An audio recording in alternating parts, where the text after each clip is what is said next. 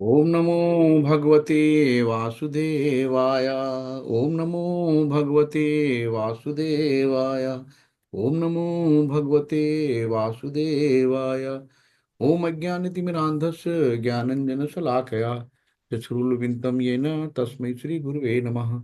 श्रीचैतन्यमनोभीष्टं स्थापितं येन भूतले स्वयं रूपं कदादि महिमं ददाति स्वपदान्तिकं। वन्देऽहं श्रीगुरु श्रीयुतकमलं श्रीगुरुवैष्णवास श्रीरूपसाग्रजातं सहगण रघुनाथान्वितं तं सजीवं साद्वैतं सावधूतं परिजन सहित श्रीकृष्ण चैतन्य देवं श्री राधा कृष्ण पादान सहगण ललिता श्री विशाखान्वितांश्च। हे कृष्ण करुणा सिंधु दीन बंधु जगतपते गोपेश गोपिका कांत राधा कांत नमोस्तुते।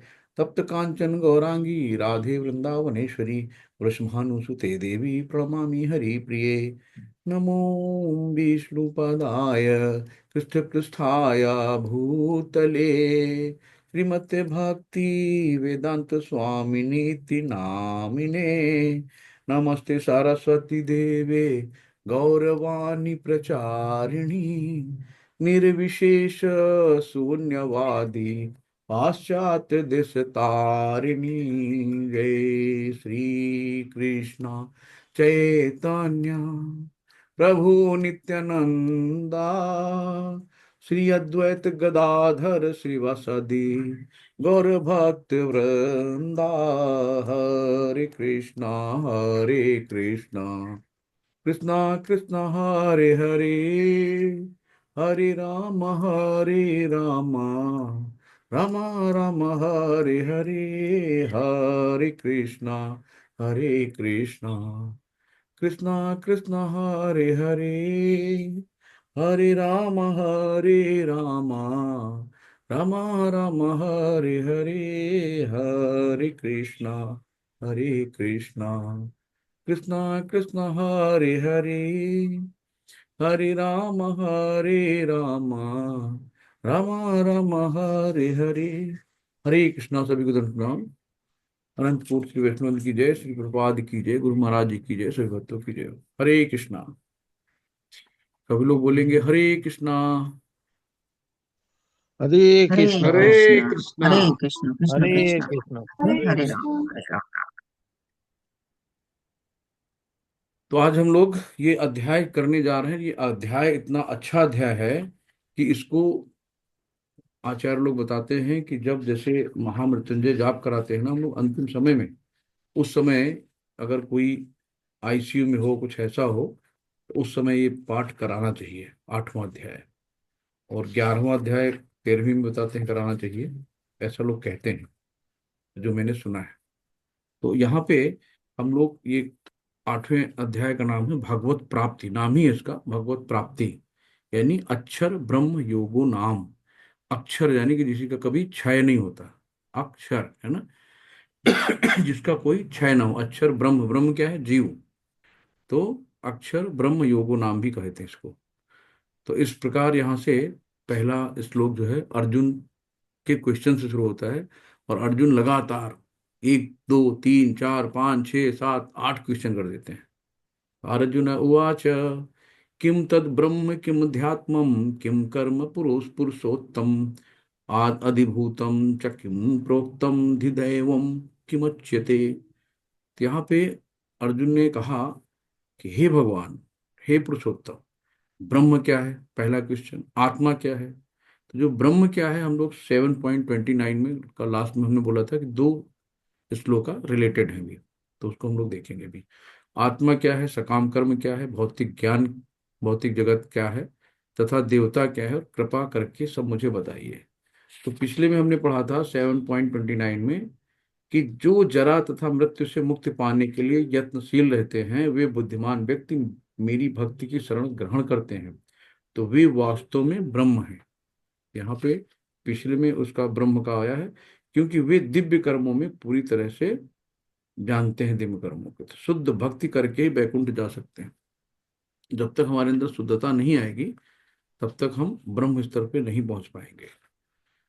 तो इसी में सॉरी, दूसरा है, जो मुझ परमेश्वर को मेरी पूर्ण चेतना में रहकर मुझे जगत का, देवताओं का तथा समस्त गति यज्ञ विधियों का नियामक यानी कंट्रोलर है, जानता है, वो अपनी मृत्यु के समय भी मुझ भगवान को जान सकता है।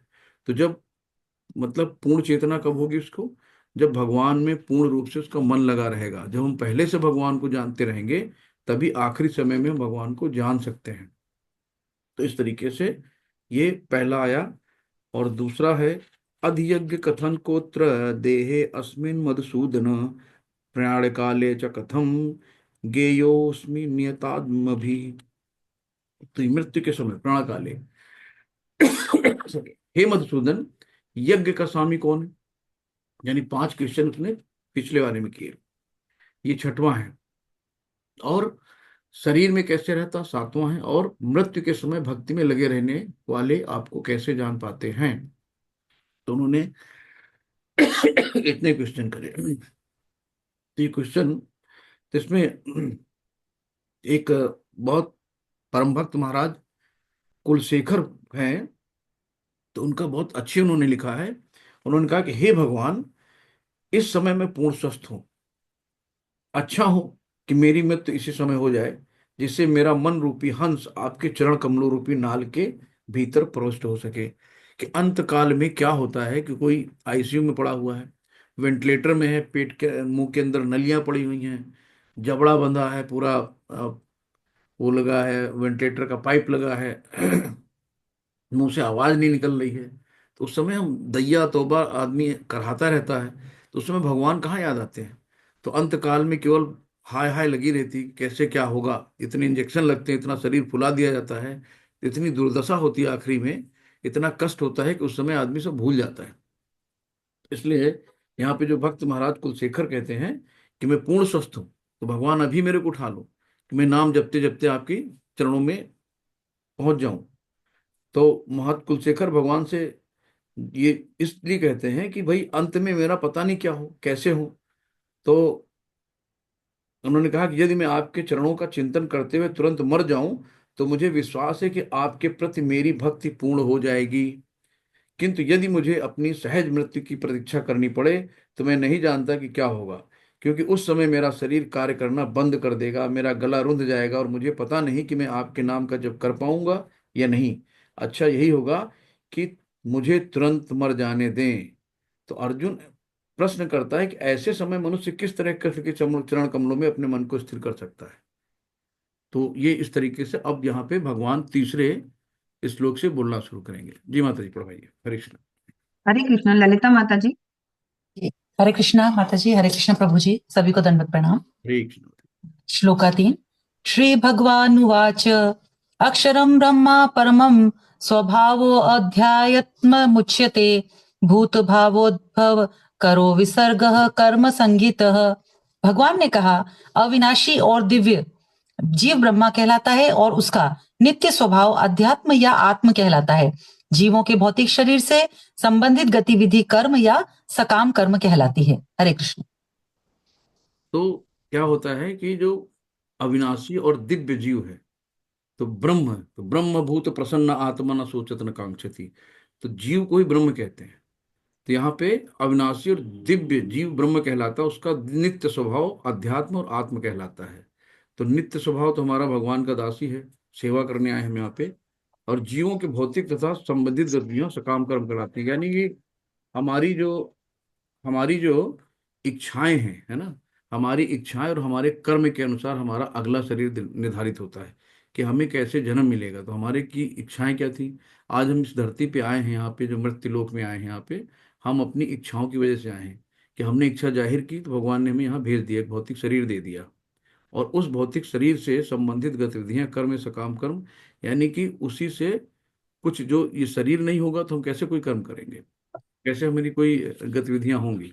ये भौतिक शरीर की वजह से गतिविधियां होती हैं। हरे कृष्ण। बताइए, नेक्स्ट आ गया। हरे कृष्णा। अधिभूतं क्षरो भाव पुरुषाधिदैवतम अधियज्ञो अहमेवात्र देहे देह भृतांबर। हे देहधारियों में श्रेष्ठ, निरंतर परिवर्तनशील यह भौतिक प्रकृति अधिभूत अर्थात भौतिक अभिव्यक्ति कहलाती है। भगवान का विराट रूप जिसमें सूर्य तथा चंद्र जैसे समस्त देवता सम्मिलित हैं अधिदैव कहलाता है तथा प्रत्येक देहधारी के हृदय में परमात्मा स्वरूप स्थित में परमेश्वर अधियज्ञ यज्ञ का स्वामी कहलाता हूँ। हरे कृष्ण। हरे कृष्णा। तो यहाँ पे क्या है, देहधारियों में श्रेष्ठ निरंतर परिवर्तनशील। तो निरंतर परिवर्तनशील हम लोग अपनी इच्छा से, जैसे कि जब हम लोगों ने पहला करा था 18 डेज वाला, तो उसमें एक दिया था उदाहरण कोकून का। तो जो कटरपिलर होता है वो चलता रहता है, रेंगता है, लेकिन उसकी तीव्र इच्छा होती है उड़ने की। तो उसमें इतना मतलब कैटरपिलर से बनता है, फिर कोकून बनता है, और कोकून से इतना उसको स्ट्रांग मतलब मेहनत करके बाहर निकल के बटरफ्लाई बन जाता है। तो अपने तीव्र इच्छा के कारण उसमें उड़ने की शक्ति आ जाती है। तो हम जो भी कुछ हमारी अपनी इच्छाओं से हैं, तो देहधारियों में श्रेष्ठ निरंतर परिवर्तनशील है भौतिक प्रकृति अधिभूत। तो अधिभूत यानी भौतिक अभिव्यक्ति कहलाती है। भगवान का विराट रूप जिसमें सूर्य चंद्र तथा समस्त देवता सम्मिलित हैं यानी अधिदैव कहलाती है। तथा प्रत्येक देहधारी के हृदय में परमात्मा स्वरूप स्थित मैं परमेश्वर अधियज्ञ यानी यज्ञ का सामू यज्ञ यज्ञ भोक्ता नाम यज्ञ तपसाम, तो सारे यज्ञ का स्वामी भगवान विष्णु ही हैं। तो इसमें परमेश्वर के विराट स्वरूप की धारणा जिसमें सारे देवता तथा उसमें लोग सम्मिलित हैं अधिदैवित कहलाती है। तो भगवान के अंदर सब कुछ है, सारे देवी देवता भगवान में ही हैं। तो भगवान के ही सब, हम सब भगवान के अंश हैं। तो प्रत्येक शरीर में आत्मा सहित परमात्मा का वास होता है। तो हमारे अंदर शरीर में क्षीरोदक्षाई विष्णु के रूप में भगवान हमारे दिल में वास करते हैं।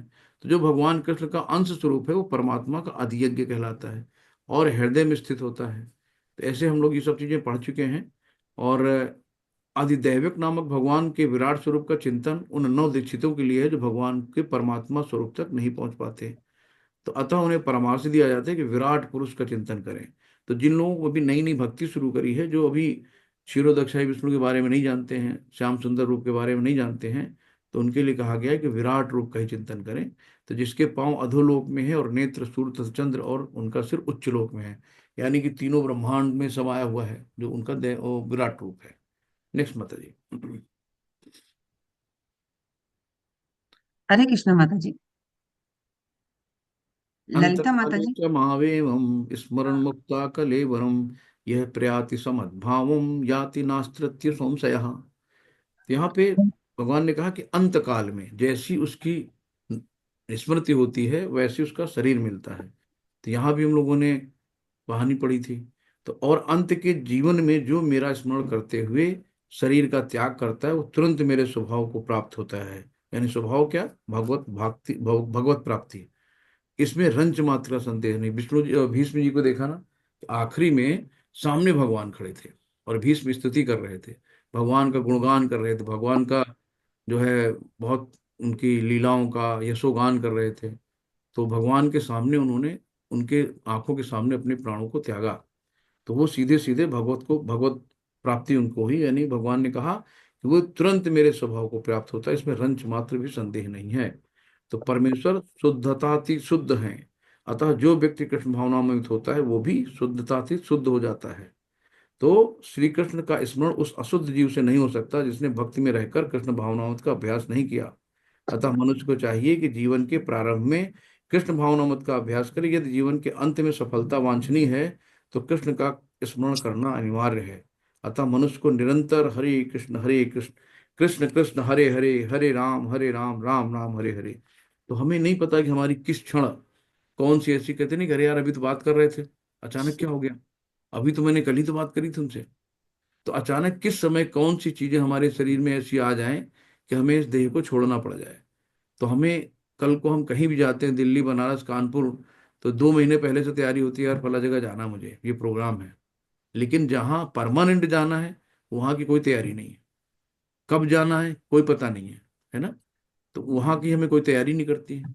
तो जहाँ टेम्परेरी जाना होता है वहाँ के लिए महीनों से तैयारी होती है, यार वहाँ फला की शादी है, चलो भाई क्या क्या करना है, कौन सी मार्केटिंग करनी है, बहुत सी तैयारी करनी शुरू कर देते हैं। छोटे छोटे काम के लिए हम लोग बिजी हो जाते हैं, यार टाइम नहीं है। लेकिन जहाँ हमें परमानेंट जाना है, यानी कि अपने भगवत धाम जो हमारा परमानेंट घर है, वहाँ की हमारी कोई तैयारी नहीं। इसलिए परमानेंट हमें क्या करना है, मंत्र जाप हमेशा दिमाग में चलते रहना चाहिए हमेशा। हरे कृष्ण कृष्ण कृष्ण हरे हरे हरे राम राम राम हरे हरे। तो जीवन के अंत समय कृष्ण भावनामृत का पूरा पूरा लाभ मिलेगा। जब आप अभी भगवान को याद करेंगे तो आखिरी में भगवान आपको याद करेंगे। हरे कृष्ण। यं यं वापि स्मरन् भावं त्यज्यन्ते कलेवरं तं तमेवैति कौन्तेय सदा तद्भाव भावितः। हे कुंती पुत्र, शरीर त्यागते समय मनुष्य जिस जिस भाव का स्मरण करता है वह उस भाव को निश्चित रूप से प्राप्त होता है। हरे कृष्ण। हरे कृष्णा। तो जिस भाव में, मतलब जब हम शरीर त्यागते हैं तो उस समय जो भाव हमारा होता है, जैसे यहाँ पे हम लोगों ने फर्स्ट लेवल में सुना ना कि जड़ भरत की कहानी, कि उन्होंने राजा थे और बहुत अच्छे राजा थे, बहुत अच्छे भक्त थे। तो उन्होंने राजपाट पूरा छोड़ के संन्यास लेके अपना जंगल में चले गए, पूजा अर्चना करने, भगवान की भक्ति करने। लेकिन उनको एक हिरन के बच्चे से आसक्ति हो गई कि हिरन भाग रहा था, एक शेर उनका पीछा कर रहा था, तो हिरनी प्रेग्नेंट थी। तो जैसे उसने जंप लगाया, बच्चा नीचे गिर गया। अब बोले इस बच्चे का क्या होगा? तो बच्चे को लिया, उसको दूध पिलाया, उसको पाला पोसा बड़ा किया। और एक दिन बच्चा नहीं दिखा, तो उनको लगा ये कहाँ चला गया। और उनको ढूंढते ढूंढते उनकी पहाड़ी से उनका पैर फिसला, नीचे चले आए।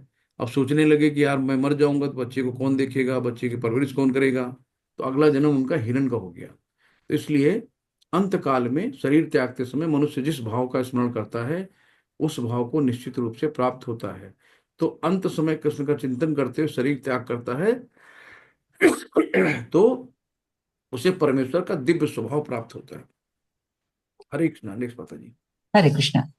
तस्मात् सर्वेषु कालेषु मामनुस्मर युध्य च मय्यर्पित मनो बुद्धिर्मामेवेश्य संशयः। अतएव हे अर्जुन, तुम्हें सदैव कृष्ण रूप में मेरा चिंतन करना चाहिए और साथ ही युद्ध करने के कर्तव्य को भी पूरा करना चाहिए। अपने कर्मों को मुझे समर्पित करके तथा अपने मन एवं बुद्धि को मुझ में स्थिर करके तुम निश्चित रूप से मुझे प्राप्त कर सकोगे। हरे कृष्ण। हरे कृष्णा। तो कहीं भी रहो, कैसे भी रहो, सदैव कृष्ण का चिंतन करना चाहिए और अपने कर्तव्यों को पूरा करना चाहिए। तो अपने कर्मों से मुझे समर्पित करके मन एवं बुद्धि को मुझ में स्थिर करके तुम निश्चित रूप से मुझे प्राप्त कर सकोगे। तो कुछ भी हो, भगवान को केंद्र माने। कितनी भी विपदा आ जाए, जैसे भक्त प्रहलाद थे, असुरों के यहाँ थे, उनको हाथी से कुचलवाया गया, पहाड़ी से फेंका गया, इतनी उनको यातनाएं दी गई, लेकिन हमेशा एक विश्वास था उनको कि हमारे भगवान हमारे साथ में है, हर क्षण हर पल हर जगह है। उन्होंने पूछा इस खंबे में, कि हाँ खंबे में भी है। तो खंबा फाड़ के भगवान निकले। तो आपको भगवान को हमेशा केंद्र में रखकर काम करना है। कुछ भी कहो, भगवान ये नहीं कहते कि कोई अपने कर्तव्यों को त्याग दे। भगवान ये नहीं कहते कि आप अपने कर्तव्यों को भूल के कि छोड़ो घर बार चलो हरिद्वार, ये नहीं कहते हैं कि सब कुछ भूल जाओ और चलो भाई सन्यास चले जाओ। बीवी बच्चे यहाँ भूखों मर रहे हैं, किसके सहारे, मतलब नहीं हम जा रहे हैं भैया सन्यासी बनने। भगवान ये नहीं कहते। भगवान हमेशा कहते हैं कि अपने कर्तव्यों को का पालन करते हुए और साथ में हरे कृष्ण का जप करके कृष्ण का चिंतन कर सकता है। इससे मनुष्य भौतिक कलमश से मुक्त हो जाएगा और अपने मन तथा बुद्धि को कृष्ण में प्रवक्त करेगा। तो कृष्ण का नाम जप करने से मनुष्य परम धाम कृष्ण लोक को प्राप्त होगा, इसमें कोई संदेह नहीं है। हरे कृष्ण। बताइए नेक्स्ट। हरे कृष्ण। अभ्यास योग युक्तेन चेतसा नान्यगामिना परमं पुरुषं दिव्यम याति पार्थानुचिंतयन्। हे पार्थ, जो व्यक्ति मेरा स्मरण करने में अपना मन निरंतर लगाए रखकर अविचलित भाव से भगवान के रूप में मेरा ध्यान करता है वह मुझको अवश्य ही प्राप्त होता है। हरे कृष्ण। हरे कृष्णा। अगर हमें भगवान से प्रेम हो जाए तो अविचलित भाव होना ही नहीं है। है ना? तो उसमें लिया ना कि व्यक्ति मेरा स्मरण करने में अपना मन निरंतर लगाए रखकर अविचलित भाव से भगवान के रूप में मेरा ध्यान करता है तो मुझे अवश्य ही प्राप्त होता है। तो हमें क्या करना है? भगवान से प्रेम बढ़ाना है। तो जितना ज्यादा भगवान से हमारा प्रेम बढ़ता जाएगा तो अविचलित भाव, यानी कि हमारे भाव सिर्फ भगवान के लिए होंगे। और जब भगवान के लिए भाव होंगे तो हमें माया हप नहीं करेगी, माया हमें झपट्टा नहीं मार पाएगी, क्योंकि माया कृष्ण की दासी है। तो जब हम कृष्ण के साथ में, बॉस के साथ में, तो फिर छोटे मोटे लोग कोई हमारे पास फटकने नहीं आएंगे। तो हमें निरंतर भगवान का ध्यान करना चाहिए। हरे कृष्ण। नेक्स्ट बताइए। हरे कृष्ण। कविं पुराण मनुषासितार मनोर नीयां समनुस्मरेद्य सर्वस्य धातारमचिन्त्य रूप मादित्य वर्णम तमस परस्तात्।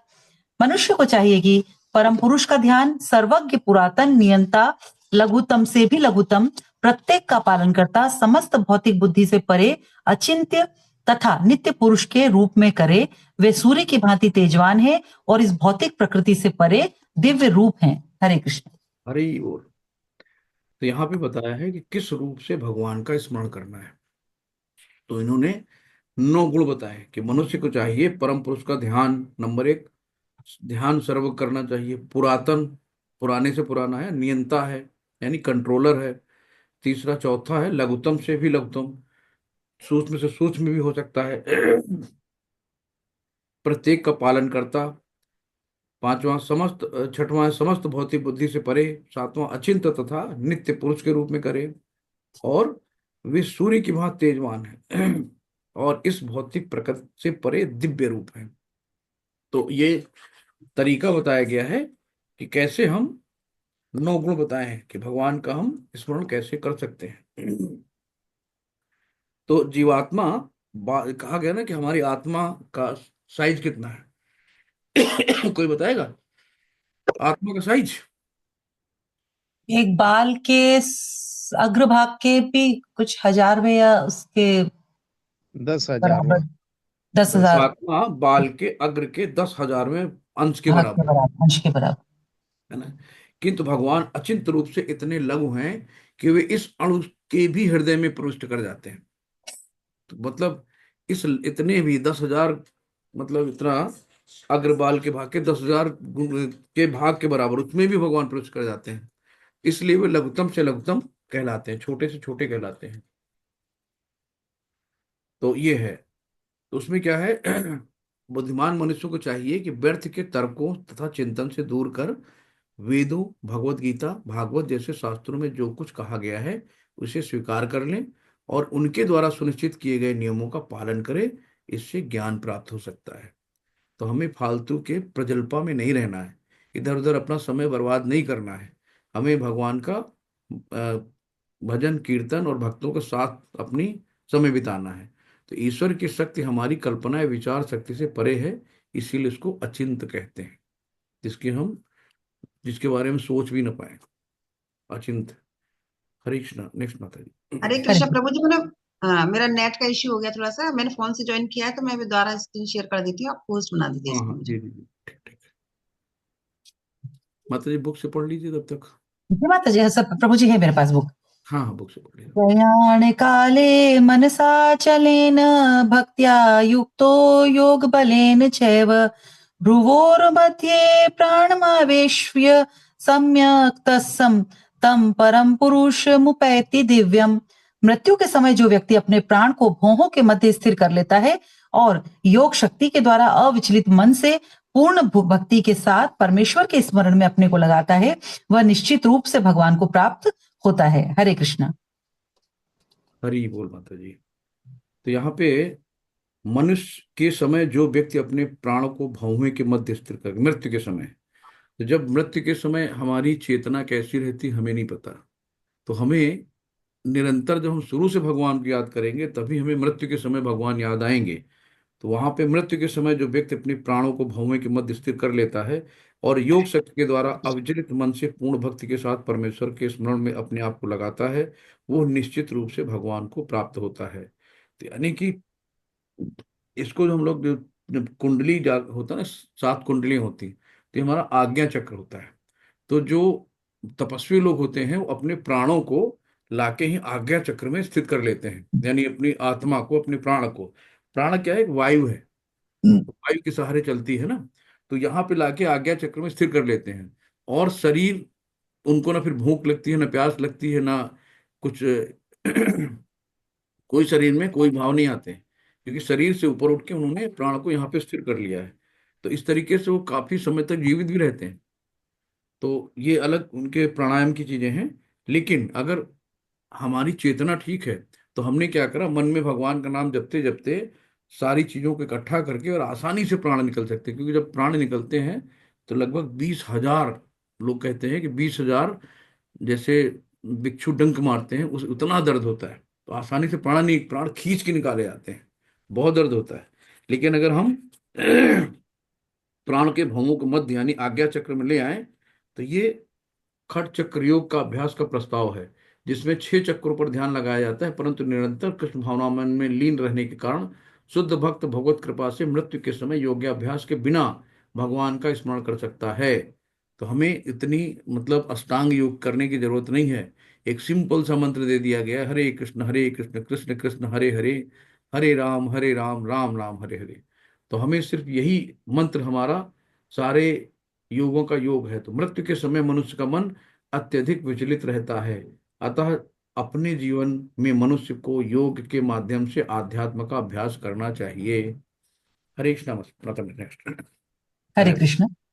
यदक्षरं वेदविदो वदन्ति विशन्ति यद्यतयो वितरागा यदिच्छन्तो ब्रह्मचर्य चरन्ति तत्ते पदम संग्रहेण प्रवक्ष्ये। जो वेदों के ज्ञाता है, जो ओमकार का उच्चारण करते हैं और जो संन्यास आश्रम के बड़े बड़े मुनि हैं, वे ब्रह्मा में प्रवेश करते हैं। ऐसी स्थिति की इच्छा करने वाले ब्रह्मचर्य व्रत का अभ्यास करते हैं। अब मैं तुम्हें यह वह विधि बताऊंगा जिससे कोई भी व्यक्ति मुक्ति लाभ कर सकता है। हरे कृष्ण। हरे कृष्ण। यहाँ पे भगवान बता रहे हैं कि ब्रह्मचर्य के बिना आध्यात्मिक जीवन में उन्नति कर पाना अत्यंत कठिन है। तो जो वेदों के ज्ञाता हैं, जो ओंकार का उच्चारण करते हैं और जो संन्यास आश्रम के बड़े बड़े मुनि हैं, वे ब्रह्म में प्रवेश करते हैं। ऐसी सिद्धि की इच्छा करने वाले ब्रह्मचर्य व्रत का अभ्यास करते हैं। अब मैं तुम्हें वो विधि बताऊंगा। भगवान वो विधि बताते हैं जिससे कोई भी व्यक्ति मुक्ति लाभ कर सकता है। तो देखो यहाँ पे 4 वर्ण आश्रम हैं। जैसे कि पहला है ब्रह्मचर्य जीवन। तो जैसे एक लाइफ को मान लिया गया कि 100 ईयर की लाइफ है, 100 साल की, तो 25 साल शुरू के ब्रह्मचर्य जीवन होता है। 25 से 50 जो होता है गृहस्थ आश्रम होता है। 50 के बाद लगता है 51, यानी चल वन। तो 51, 52, तो जहां वन लग गया यानी वानप्रस्थ अवस्था आ गई। 50 से 75 वानप्रस्थ अवस्था आ गई, और 75 से 100 संन्यास आश्रम आ गया। तो ये 4 तरह के जीवन होता है। तो छात्र जीवन के प्रारंभ में ब्रह्मचर्य जीवन बिताना संभव नहीं है। यद्यपि विश्व में ज्ञान की विभिन्न शाखाओं के लिए अनेक संस्थाएं हैं, किंतु ऐसी मान्यता प्राप्त है कि एक भी संस्था ऐसी नहीं है जहां ब्रह्मचर्य के सिद्धांतों में शिक्षा प्रदान की जाए। तो यानी कि कोई भी बच्चों को ज्ञान ही नहीं दे पाता है। और कौन ज्ञान देगा कि 25 साल तक ब्रह्मचर्य करना है? क्योंकि सबसे बड़ा वेग यही होता है, और वो जो एज होती है वो सबसे बड़ी खतरनाक एज होती है। तो जैसी सेकेंडरी सेक्सुअल हार्मोन एंट्री करता है टीन एज में, जहाँ जैसे लड़कियां हैं 16 और लड़के 18, तो जैसे हार्मोन एंट्री करता है तो इसका वेग इतना भयानक होता है ना। जैसे लड़कों को देखो, बाइक 90 की स्पीड में चला देंगे, उनको कोई डर नहीं है कि हम मरेंगे जिएंगे, सामने वाला मरेगा, छत से कहो छत से कूद जाए। जो उदंड का करनी है कर लें, अपने लिए नहीं, दोस्ती आ रही चलो भाई किसको मारना है। तो इतना गजब का शैतानी होती, इतना मतलब निडर होते हैं। तो ये सब उनके वेग हैं। जो नया हार्मोन एंट्री करता है ना, तो उनके एकदम उनको भूचाल ला देता शरीर में। तो ये ज्ञान देना है कि इस वेग को आप अपने पढ़ाई में लगाओ, इस वेग को कॉन्स्ट्रक्टिव उसमें लगाओ। तो ये ज्ञान नहीं कहीं भी विश्वविद्यालय में नहीं दिया जाता, ना कोई गार्जियन देता, ना कोई। अब गार्जियन की कोई बच्चे सुनते नहीं है।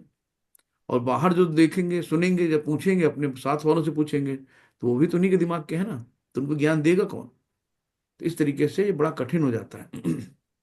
इस कलयुग में शास्त्रों के आदेशानुसार भगवान चैतन्य ने घोषणा की है कि भगवान कृष्ण के पवित्र नाम हरे कृष्ण कृष्ण कृष्ण हरे हरे, हरे राम राम राम हरे हरे के जप के अतिरिक्त परमेश्वर के साक्षात्कार का कोई अन्य उपाय नहीं है। तो सिर्फ एक सबसे सरल 16 माला और 4 नियमों का पालन, इतना सरल है। हरे कृष्णा। नेक्स्ट माता जी। हरे कृष्ण।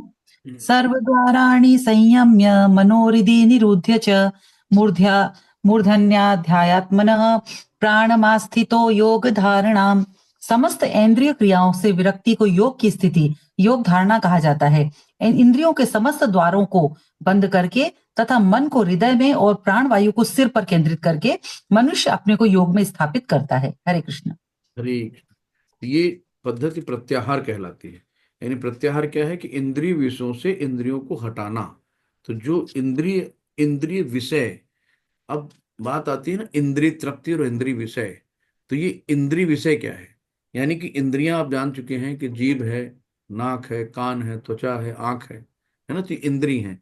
विषय क्या है? जैसे कि सपोज हमने एक रसगुल्ला लिया, अब रसगुल्ला विषय बन गया और जीभ हो गई इंद्री। तो जब दोनों मिले, आह क्या स्वाद है भाई भाई भाई, तो इंद्री विषय हो गया। तो इसको हम कहते हैं इंद्री विषय, है ना। तो इस तरीके से सारी चीजों को अलग अलग एग्जाम्पल हम लोग ले सकते हैं।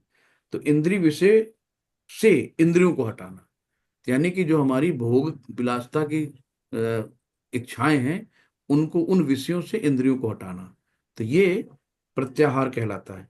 तो इसमें क्या होते हैं, नेत्र, कान, जीभ तथा स्पर्श को पूर्णतः वश में करके उन्हें इंद्रिय तृप्ति में लिप्त होने नहीं दिया जाता है। इस प्रकार मन हृदय में स्थित परमात्मा पर केंद्रित होता है और प्राणवायु को सिर के ऊपर तक चढ़ाया जाता है। तो ये सब अभी जो हम लोग 6वें अध्याय में हम लोगों ने पढ़ा था कि जो हठ आसन थे, 8 आसन थे, तो उसमें सब बताया गया था। तो यदि कोई भक्ति में अपने मन को कृष्ण में स्थिर करने में समर्थ होता है तो उसके लिए अविचलित दिव्य समाधि में बने रहना सुगम हो जाता है। तो हमें क्या है, सबसे उत्तम विधि कृष्ण भावनामृत है। हमें सब अष्टांग योग करने ही नहीं है। हरे कृष्णा। नेक्स्ट। हरे कृष्ण। ओम इत्येकाक्षरं ब्रह्म व्याहरन् मामनुस्मरन् यः प्रयाति त्यजन्देहं स याति परमां गतिम्। इस योगाभ्यास में स्थित होकर तथा अक्षरों के परम संयोग यानी ओमकार का उच्चारण करते हुए यदि कोई भगवान का चिंतन करता है और अपने शरीर का त्याग करता है तो वह निश्चित रूप से आध्यात्मिक लोकों को जाता है। हरे कृष्ण। हरी बोल। तो जैसे कहते हैं ना कि जब वेंटिलेटर पे आदमी होता है तो उसको क्या जरूरत होती है, ऑक्सीजन की जरूरत होती है। तो हमारी ऑक्सीजन क्या है, भक्ति, है ना। तो हमें क्या करना है, प्रैक्टिस करना है, इस भक्ति को प्रैक्टिस में लाओ। तो एक दिन में काम नहीं है। तो योगाभ्यास में स्थिर होकर तथा अक्षरों के परम संयोग यानी ओंकार का उच्चारण करते हुए यदि कोई भगवान का चिंतन करता है और अपने शरीर को त्यागता है तो वो निश्चित रूप से आध्यात्मिक लोकों को जाता है। तो ये जो हमारा योगाभ्यास यानी कि जो अभ्यास होगा, अभ्यास कब होगा, जब हम प्रैक्टिस लगातार करते रहेंगे, है ना। प्रैक्टिस कैसे होगी, भक्तों के संग में होगी, अकेले में कुछ नहीं होता है। तो कहीं पे हमारी गलतियां होती है तो भक्त लोग बता देते हैं, प्रभु जी ये थोड़ा सा ऐसे कर लीजिएगा, ये वाली ये माला यहाँ से ऐसे नहीं ऐसे पकड़ना है, या आप जो मंत्र बोल रहे हैं ना तो थोड़ा सा लाउडली बोलिए, आपको खुद सुनाई दे, अपने मंत्र का उच्चारण खुद सुनिए, खुद कहिए। तो भक्तों का संग जरूरी है और अभ्यास। तो इस तरीके से हम धीरे धीरे स्थिर होके भगवान के आध्यात्मिक लोकों में जा सकते हैं। हरे कृष्ण माता जी। हरे कृष्णा। धन्यवाद माता जी। कल्पना माता जी अभी आप पढ़ लीजिए।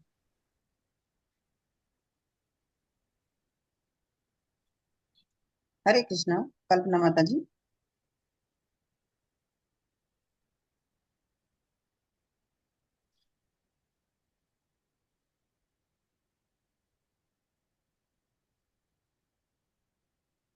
नहीं है शायद कल्पना माता जी, मेरे को देखिए प्रभु जी और कौन है अभी। रूमा जोशी माता जी आप पढ़ लीजिए। हरे कृष्णा माता जी। हरे जी। कृष्णा सारे भक्तजनों को।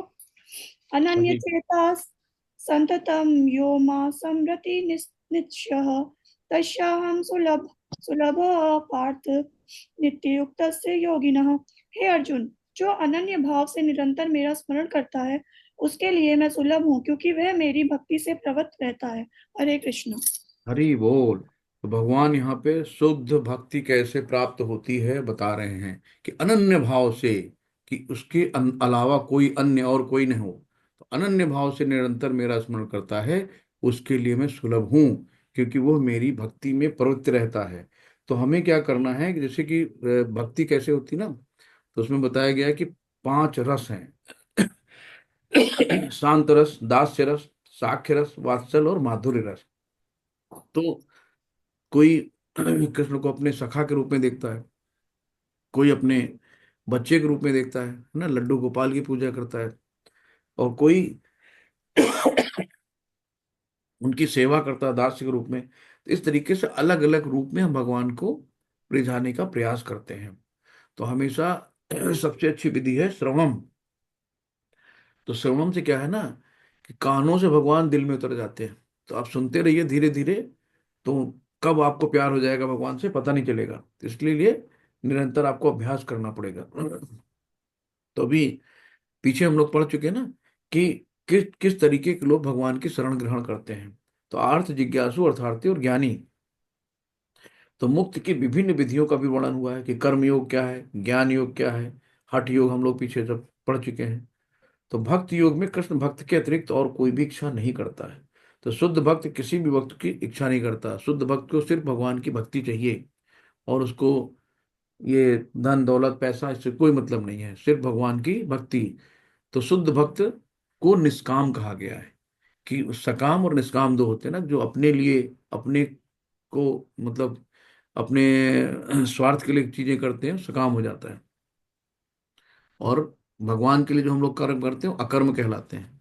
तो इसी तरीके से हमें सब कुछ भगवान के लिए करना चाहिए। वही पूर्ण भक्त में भगवान को प्रसन्न करने के अतिरिक्त तो कोई भी इच्छा नहीं रहती। हमारा एक उद्देश्य है कि हम कैसे भगवान को रिझाएं, कैसे भगवान को खुश रखें, कैसे भगवान की सेवा करें। भगवान कहते हैं कि जो एक निष्ठ भाव से उनकी भक्ति में लगा रहता है उसे सरलता से प्राप्त हो जाते हैं। तो हमारा एक सूत्री कार्यक्रम है कि कैसे हम अपने भगवान को प्रसन्न करें। तो भक्त योग अत्यंत सरल है, शुद्ध तथा सुगम है। इसका शुभारंभ हरे कृष्ण जप से किया जा सकता है। तो कितना सरल मार्ग है, भगवान सबों पर कृपालु हैं। तो शुद्ध भक्त कहीं भी रहकर अपनी भक्ति में से वृंदावन जैसा वातावरण, हमें नहीं कि हम वृंदावन में जाके भक्ति करें। तो जहां भक्त है वहीं वृंदावन है। तो जहां कृष्ण की भक्ति हो रही वहीं वृंदावन का वातावरण बन सकता है। तो श्री अद्वैत चैतन्य प्रभु ने कहा है कि आप जहां भी हो हे प्रभु वहीं वृंदावन है।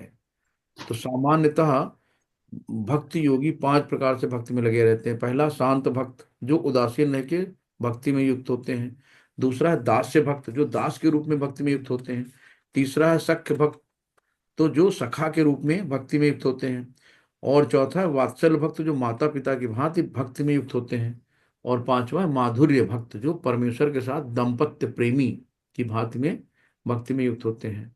तो शुद्ध भक्त को क्षण भर के लिए नहीं बोलते। शुद्ध भक्त जो होते हैं ना, भगवान को परमानेंट हमेशा भगवान की याद में रहते हैं। हरे कृष्ण कृष्ण कृष्ण हरे हरे, हरे राम राम राम हरे हरे। अगर कुछ काम भी कर रहे हैं, किसी भी जगह हैं, तो उनके दिमाग में चलता रहता, मंत्र चलता रहता है। इसमें से बहुत से भक्त ऐसे बैठे होंगे जो इस दशा में होंगे कि उनके दिमाग में सो रहे हैं, आंख खुली तब भी उनका ध्यान वहीं पे है। नेक्स्ट माता जी, हरे कृष्ण। हरे कृष्ण। पुनर्जन्म दुःखालय न शाश्वतम न ब्रुवन्ति महात्मानः संसिद्धि परमां गता। मुझे प्राप्त करके महापुरुष जो भक्ति योगी हैं कभी भी दुखों से पूर्ण इस अनित्य जगत में नहीं लौटते, क्योंकि उन्हें परम सिद्धि प्राप्त हो चुकी होती है। हरे कृष्ण।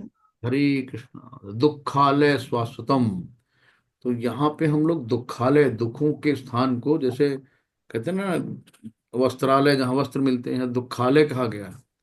यहाँ दुखी मिलता है केवल, तो दुखालय है। और ये जो है, मैं यहाँ पे सबसे क्या है कि जन्म मृत्यु जरा व्याधि, यानी कि 4 चीजों से हम बच ही नहीं सकते। तो यहाँ पे ये क्लेश है कि जिसका जन्म हुआ है उसकी मृत्यु होगी, उसको बुढ़ापा आएगा आएगा, उसको बीमारियां होंगी होंगी, इससे कोई बच नहीं पाता है। तो इसलिए हमें क्या करना है कि भगवत धाम जाने के लिए बहुत सरल रास्ता बताया है कि भगवत भक्ति करनी है और यहाँ से निकलना है। दोबारा हमें ये नहीं चाहिए कि हम फिर से किसी की कोख में आए, फिर से 84 लाख में उलझें, फिर से अनंत जन्म लें, फिर पता नहीं कब मनुष्य का जन्म मिलेगा। क्योंकि मनुष्य के जन्म में ही भक्ति है।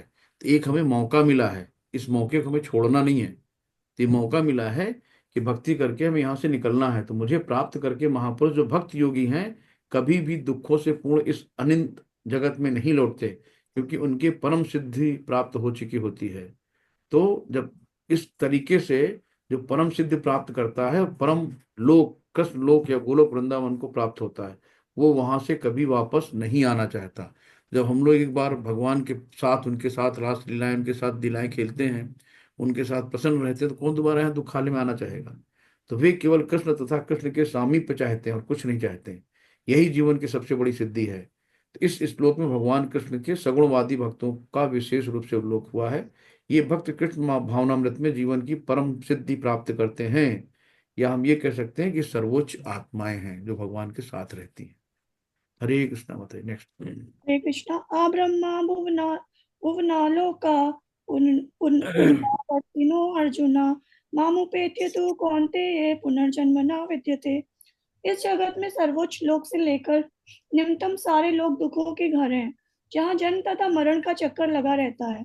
किंतु हे कुंती पुत्र, जो मेरे धाम को प्राप्त कर लेता है वह फिर कभी जन्म नहीं लेता। हरे कृष्ण। हरि बोल। यानी कि जो मेरे धाम को प्राप्त कर लेता है वो कभी जन्म नहीं लेता।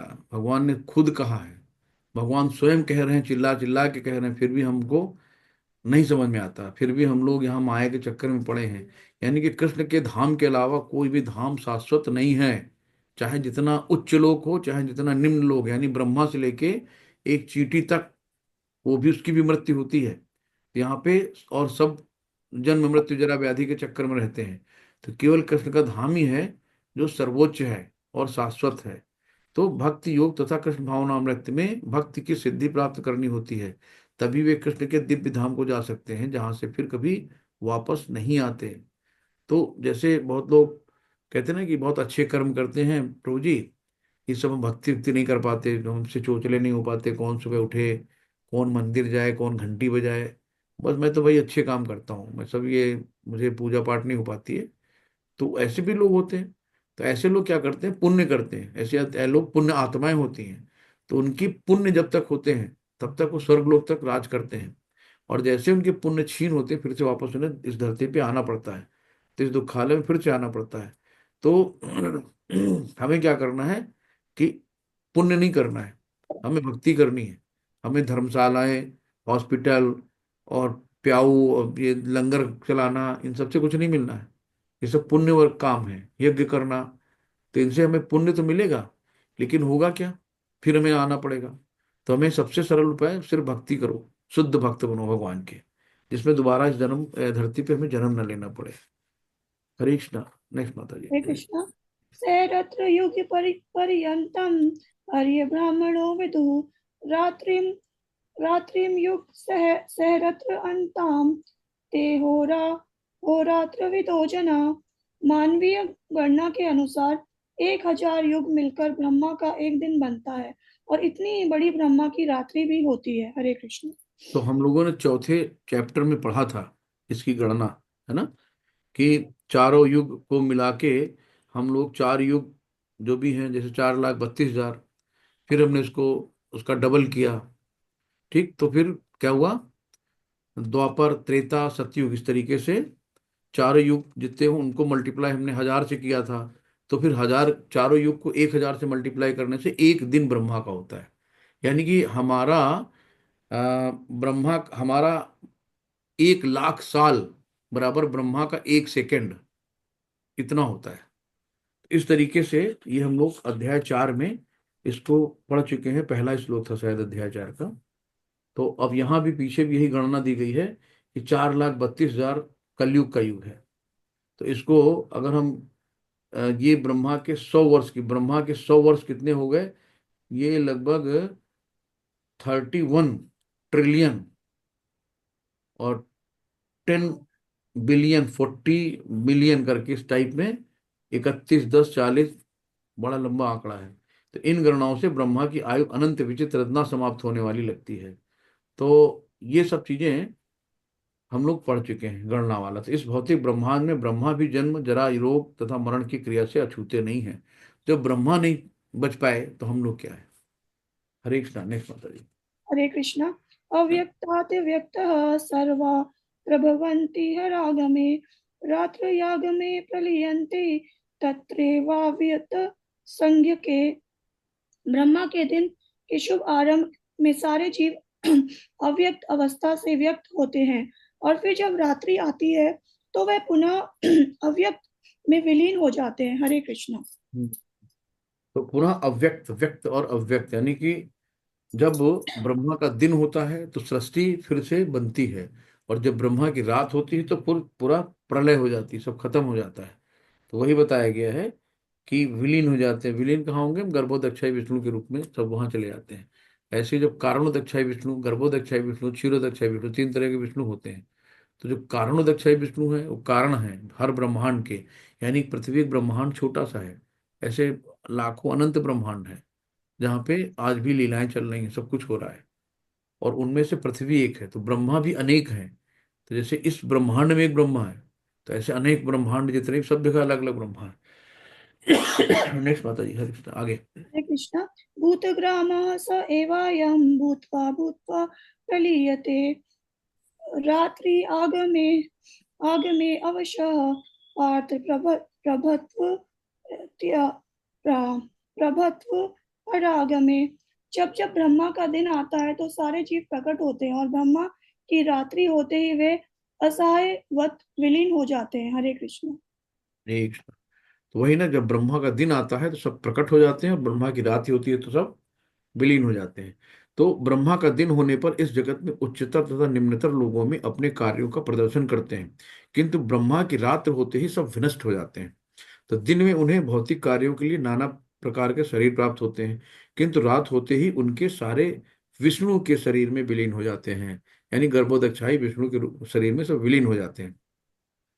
तो जब वही गर्भोदक्षाई की नाभि से जो कमल का नाल निकलती है ना, तो उस कमल पुष्प पे ब्रह्मा जी फिर से अवतरित होते हैं। तो वहीं पे कहा गया है कि पुनः ब्रह्मा का दिन आने पर प्रकट होते हैं। जब ब्रह्मा फिर से प्रकट होते हैं तो दिन के समय वो प्रकट होते हैं और रात्रि के समय पुनः विनष्ट हो जाते हैं। अंततो गत्वा जब ब्रह्मा का जीवन समाप्त होता है तो उन सबका संहार हो जाता है जो करोड़ों वर्षों तक अप्रकट रहते हैं। अन्य कल्प में ब्रह्मा का जन्म पुनः होने पर पुनः प्रकट हो जाते हैं। इस प्रकार वे भौतिक जगत के जादू से मोहित होते रहते हैं। किंतु जो बुद्धिमान व्यक्ति कृष्ण भावनामृत स्वीकार करके इस मनुष्य जीवन का उपयोग भगवान की भक्ति करने में तथा हरे कृष्ण मंत्र के कीर्तन में बिताते हैं, इस प्रकार वे जीवन के कृष्ण लोक को प्राप्त होते हैं और वहां पर पुनर्जन्म के चक्कर से मुक्त होकर सतत आनंद का अनुभव करते हैं। तो हमें सतत आनंद का अनुभव करना है भगवान का कीर्तन करके। हरे कृष्ण माता जी। नेक्स्ट। हरे कृष्ण। पर तस्मातु भावो नयो व्यक्तो व्यक्ता सनातनः यः स सर्वेषु भूतेषु नश्यत्सु न विनश्यति। इसके अतिरिक्त एक अन्य अव्यक्त प्रकृति है जो शाश्वत है और इस व्यक्त तथा अव्यक्त पदार्थ से परे है। यह परा और कभी नाश न होने वाली है। जब इस संसार का सब कुछ लय हो जाता है तब भी उसका नाश नहीं होता। हरे कृष्ण। हरि बोल। तो यहाँ पे कहा गया है कि एक अन्य अव्यक्त प्रकृति है, यानी कि आध्यात्मिक जगत जो शाश्वत है ना। ये भौतिक जगत के कंट्रोलर कौन है? ब्रह्मा जी हैं। और आध्यात्मिक जगत के भगवान विष्णु है स्वयं। तो आध्यात्मिक जगत शाश्वत है और जो भौतिक जगत है नाशवान है। तो यहाँ कहा गया इसके अतिरिक्त एक अन्य अव्यक्त प्रकृति जो शाश्वत है, इस व्यक्त तथा अव्यक्त पदार्थ से परे है। ये परा यानी श्रेष्ठ और कभी ना नाश होने वाली। अभी हम लोगों ने परा और अपरा शक्ति पीछे पढ़ा था। तो पराशक्ति मतलब ये भगवान की आध्यात्मिक शक्ति है, और अपरा जो होती है वो भौतिक शक्ति होती है। तो इस संसार का सब कुछ लय हो जाता है तो भी उसका नाश नहीं होता। तो जो आध्यात्मिक है शाश्वत है, कभी उसका क्षय नहीं होता है, तो वो नश्वर है। तो यहाँ पे हम लोगों 20 और 22, 20, 21, 22 ये आध्यात्मिक जगत की तुलना की गई इसमें।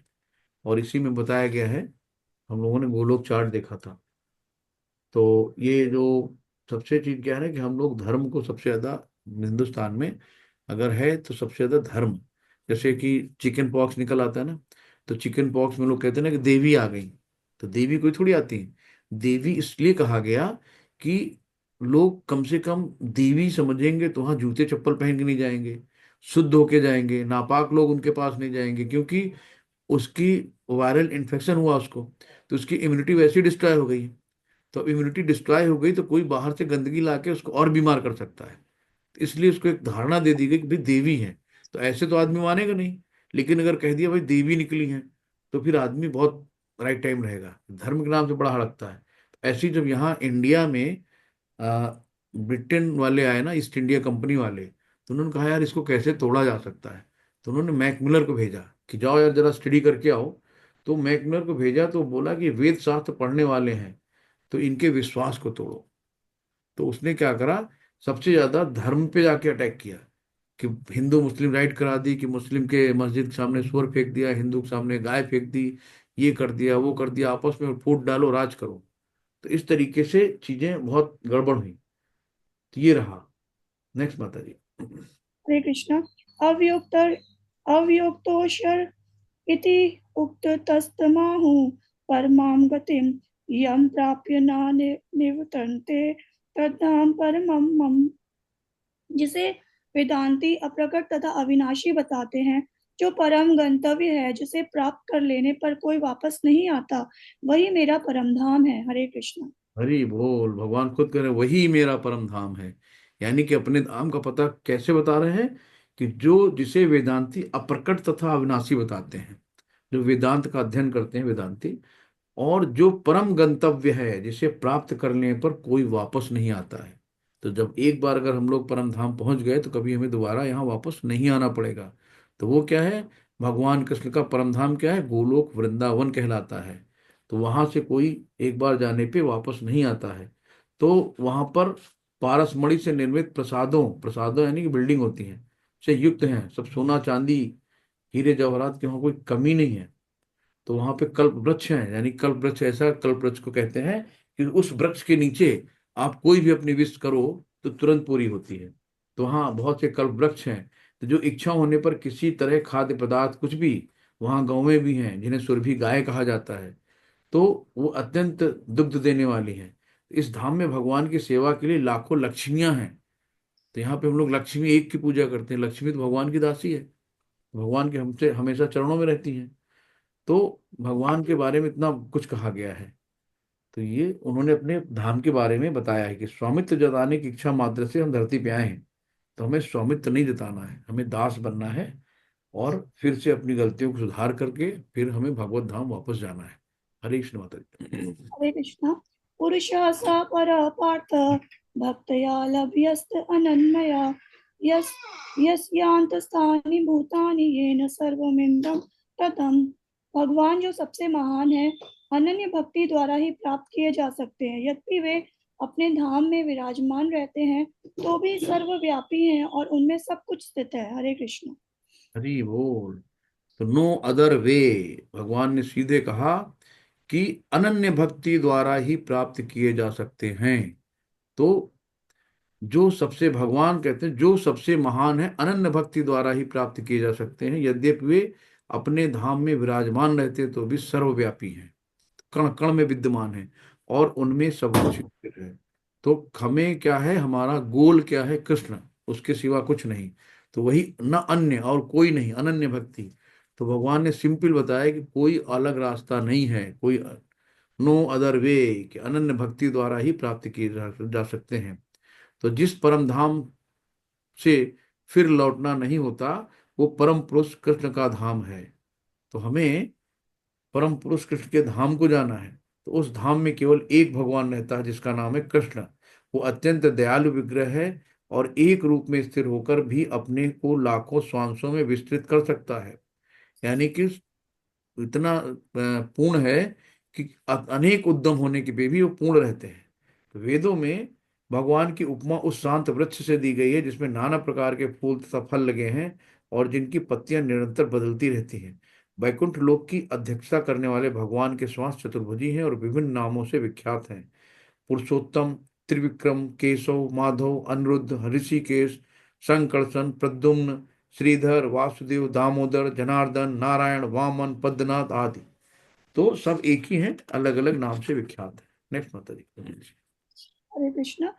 यत्र काले त्वनावृतिं मावृतिं चैव योगिनः प्रयाता यान्ति तं कालं वक्ष्यामि भरत ऋषभ। हे भरत श्रेष्ठ, अब मैं तुम्हें उन विभिन्न कालों को बताऊंगा जिनमें इस संसार से प्रयाण करने के बाद योगी पुनः आता है अथवा नहीं आता है। हरे कृष्ण। भगवान ने कहा कि हे भरत श्रेष्ठ, इसको कहा अर्जुन को।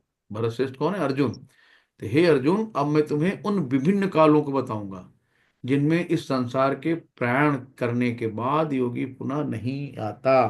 तो ऐसे से भगवान अब आगे बताने जा रहे हैं कि परम परमेश्वर के अनन्य पूर्ण शरणागत भक्तों को इसकी चिंता नहीं रहती कि वे कब और किस तरह शरीर को त्यागेंगे। जो भक्ति करता है उसको कोई प्रॉब्लम नहीं है। कि जैसे एक बच्चा है ना, बच्चे को पता है कि हमारे पिता हैं, वो बच्चा को उछाल दो और हंसता है, डरता नहीं है। उसको पता है हमारे पापा हमें गोद में ले लेंगे, गिरने नहीं देंगे। तो इतना विश्वास होना चाहिए भगवान पे। तो वे सब कुछ कृष्ण पर छोड़ देते हैं और सरलता पूर्वक प्रसन्नता सहित भगवत धाम को जाते हैं। किंतु जो अनन्य भक्त नहीं है, वो कर्म योग, ज्ञान योग, हठ योग जैसी आत्म साक्षात्कार की विधियों पर आश्रित रहते हैं, और उपयुक्त समय में शरीर का त्यागना होता है जिससे वे आश्वस्त हो सके कि इस जन्म मृत्यु वाले शरीर में उन्हें लौटना होगा या नहीं। तो ये सब हमें नहीं करना, सिर्फ भक्ति करनी है। नेक्स्ट माता जी। हरे कृष्ण। अग्रे ज्योतिर्ः शुक्लः षड्मासा उत्तरायणम् तत्र प्रयाता गच्छन्ति ब्रह्मा ब्रह्माविदो जना। जो पर ब्रह्मा के ज्ञाता हैं वे अग्निदेव के प्रभाव में, प्रकाश में, दिन के शुभ क्षण में, शुक्ल पक्ष में, या जब सूर्य उत्तरायण में रहता है, उन 6 मासों में इस संसार से शरीर त्याग करने पर उस परब्रह्मा को प्राप्त करते हैं। हरे कृष्ण। हरि बोल। तो जो परम ब्रह्म के ज्ञाता है, जैसे कि जब भीष्म पितामह ने कहा था ना कि जब शुभ मुहूर्त आएगा तो हम प्राण को त्यागेंगे, तो उसी तरीके से भाई हम लोगों को पता नहीं कौन सा कब क्षण कौन सा आता है, तो हमें सिर्फ भक्ति करनी है। तो जो ब्रह्म के ज्ञाता है अग्निदेव के प्रभाव में, प्रकाश में, दिन के शुभ लक्षण में, शुक्ल पक्ष में, या जब सूर्य उत्तरायण में रहता है, इन 6 मासों में इस संसार से शरीर त्याग करने पर उसे परम ब्रह्म प्राप्त करते हैं।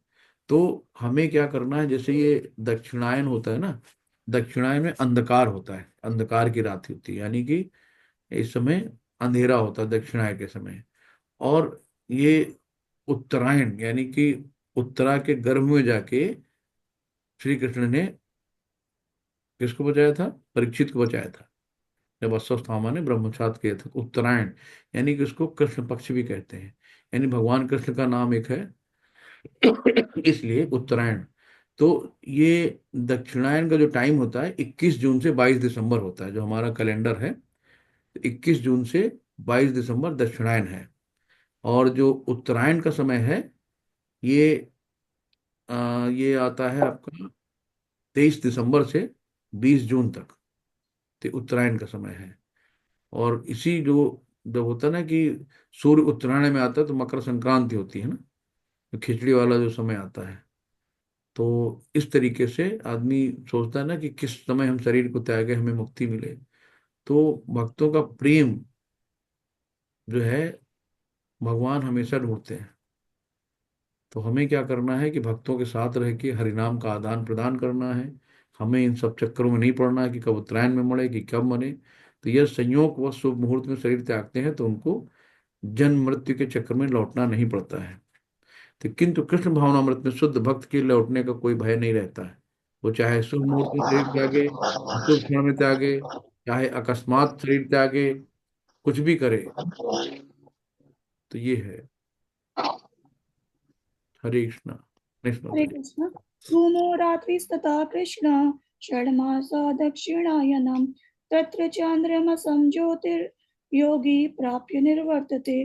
जो योगी धुएं रात्रि कृष्ण पक्ष में या सूर्य के दक्षिणायन में रहने के 6 महीने में दिवंगत होता है, वह चंद्रलोक को जाता है, किंतु वहां से पुनः पृथ्वी पर चला आता है। हरे कृष्ण। हरे कृष्णा। तो इसमें कहा गया कि जो दक्षिणायन में रहने के 6 महीने में देखो, तो दक्षिणायन जो दक्षिणायन यानी कि जून से दिसंबर में जो प्राण त्यागता है वो चंद्रलोक को जाता है, किंतु यहाँ से पुनः पृथ्वी पर चला आता है। तो चंद्रलोक एक लोक में गया ना, तो भगवान गोलोक तो गया नहीं। तो जो बीच में रह जाते हैं वो यहीं से फिर से लौट के आते हैं। यहाँ पे कहा गया है कि ये महान आत्माएं चंद्रमा पर लगभग 10,000 वर्षों तक देवों की गणना से रहती हैं और सोम रस का पान करते हुए जीवन का आनंद भोगती हैं। अंततो गत्वा वे पृथ्वी पर लौट आती हैं। इसका अर्थ ये हुआ कि चंद्रमा में उच्च श्रेणी के प्राणी रहते हैं, भले ही हम उनकी स्थूल इंद्रियों से ना देख सकें। तो चंद्रमा पे भी जीवन है, वहां पे भी लोग रहते हैं। सूर्य में भी जीवन है। तो हम लोग सूर्य को देख नहीं सकते, लेकिन जो सूर्य में रहते हैं ना, एडॉप्टेशन होता है, तो उनके लिए सूर्य के लिए कोई मतलब, जैसे हम लोग पृथ्वी में रहते हैं वैसे लोग सूर्य में रहते हैं। तो हर जगह जीवन है। हरे कृष्ण। बताइए नेक्स्ट। हरे कृष्ण। शुक्ल कृष्णे गति होते जगत शाश्वते मते एकया यात्य नावृतिम यया वर्तते पुनः। वैदिक मतानुसार इस संसार से प्रयाण करने के 2 मार्ग हैं, एक प्रकाश का तथा दूसरा अंधकार का।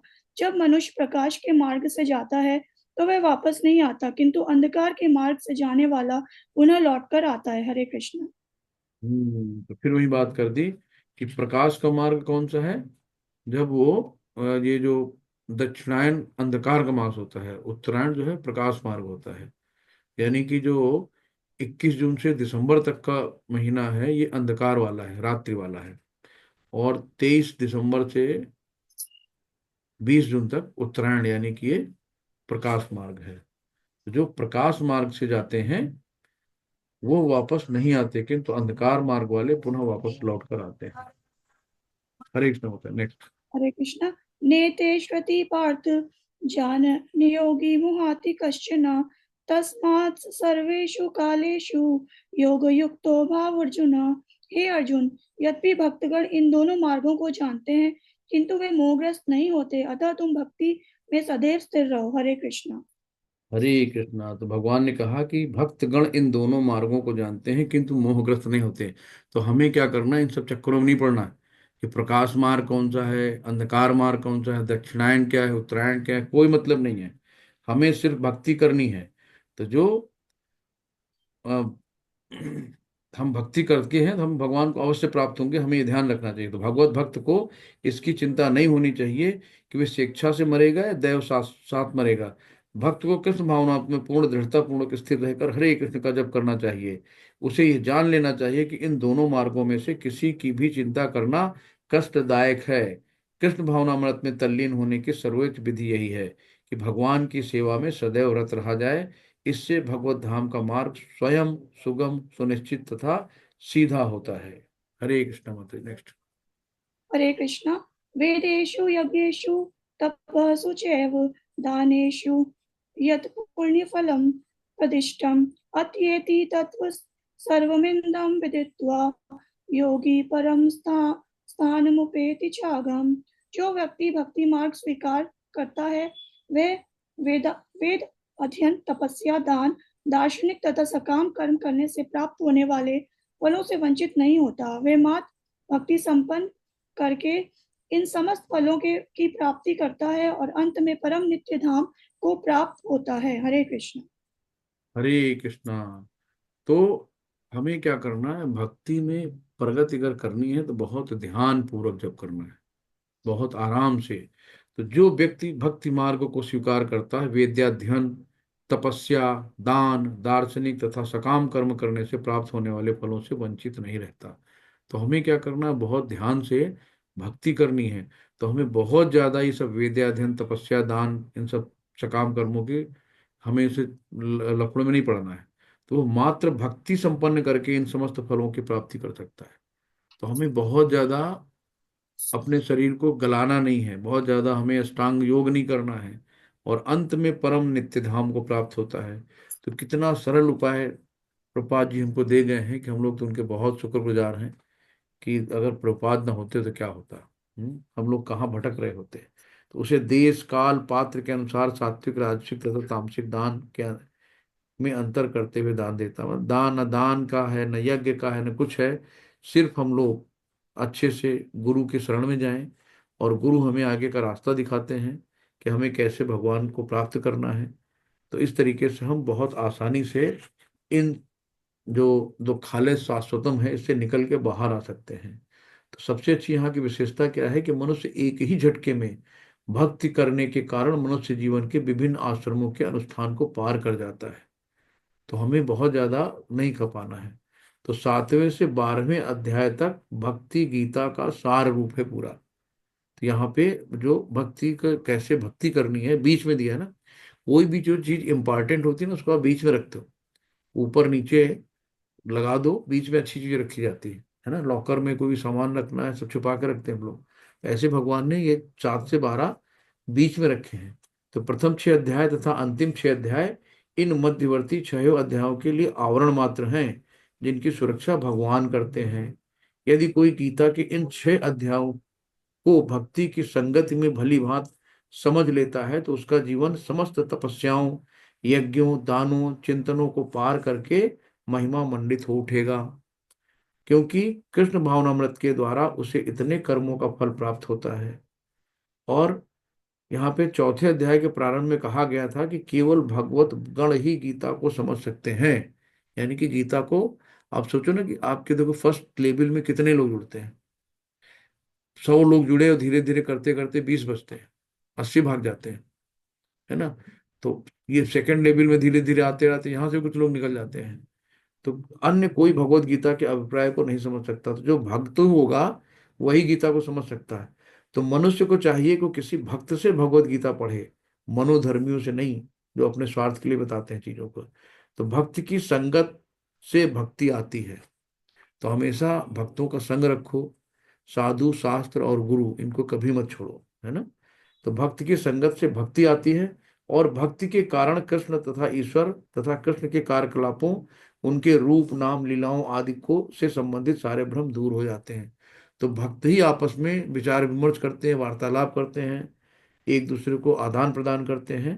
तो इस प्रकार भ्रमों को दूर हो जाने पर वो अपने अध्ययन में स्थिर हो जाता है, तो कोई कंफ्यूजन नहीं रह जाता है। तब उसे भगवत गीता के अध्ययन में रस आने लगता है, और कृष्ण भावना भावित होने की अनुभूति होने लगती है। आगे बढ़ने पर कृष्ण के प्रेम में पूर्णतः अनुरक्त हो जाता है। तो ये जीवन की सर्वोच्च सिद्ध अवस्था है, जिससे कृष्ण भक्त कृष्ण का जिससे भक्त कृष्ण के धाम गोलोक वृंदावन को प्राप्त होता है, जहां वो नित्य सुखी रहता है। हरि बोल। तो हम लोगों को गोलोक वृंदावन धाम की तैयारी करनी है, नित्य धाम की, जहां से कोई वापस नहीं आता है। और सरल उपाय क्या है? भक्ति। हरे कृष्णा। सभी को दंड प्रणाम। किसी को हरे कुछ ऐड कृष्णा करना हो, किसी को कोई क्वेश्चन हो, हैंड रेज कर सकते हैं, पूछ सकते हैं। हरे कृष्णा। हरे कृष्णा। धन्यवाद माता जी। किसी का कोई प्रश्न है तो हैंड रेज कर लीजिए माता जी, प्रभु जी सभी।